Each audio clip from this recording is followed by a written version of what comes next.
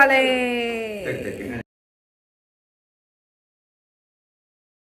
ইটাবাড়িয়াতে আমরা স্পেশাল চায়ের দোকান পেয়ে গেছি। সঙ্গমিত্রের রাস্তা চিনে এসছে, এটাই অনেক। আবার চিনতে পারছে না, ওদিক দিয়ে ওদিকে চলে যাচ্ছিল। খুব ভালো রাস্তা চেনে তো।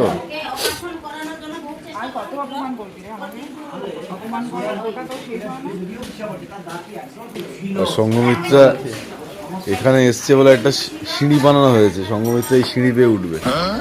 ইটাবেরিয়াতে গেলে স্থানীয় বাজার থেকে বাজার করা ম্যান্ডেটারি, নয়তো বাজার দেবতা পাপ দেয়। সকাল সকাল অপমানের কোটা কমপ্লিট করে ফিরে এলাম মাসির বাড়িতে।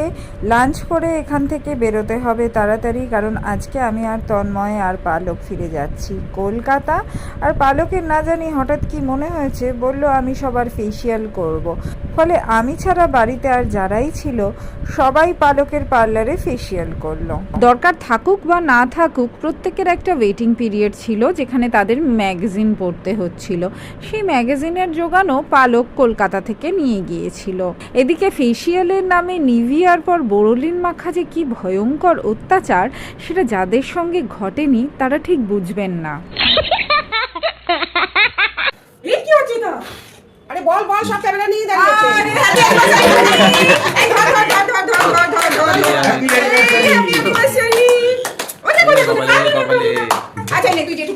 এদিন আমাদের বিবাহ বার্ষিকী ছিল।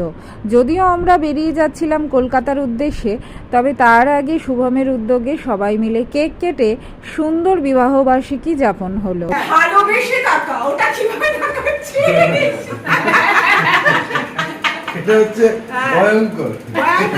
জমজমাট অনুষ্ঠান বাড়ি ছেড়ে কারুরই যেতে ইচ্ছে করছিল না, কিন্তু যেতে তো হবেই। তাই সবাইকে টাটা করে আমরা রওনা হলাম। আচ্ছা, এখন একটা টি প্যাক দিয়েছি আমরা।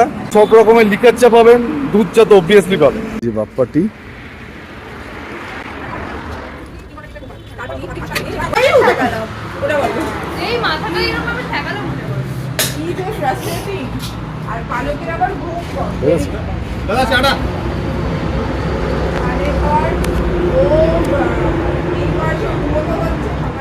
শাকে শাকে পাখি ডাকে, কত সুবাস আসে। শাকে শাকে পাখি ডাকে, কত সুবাস।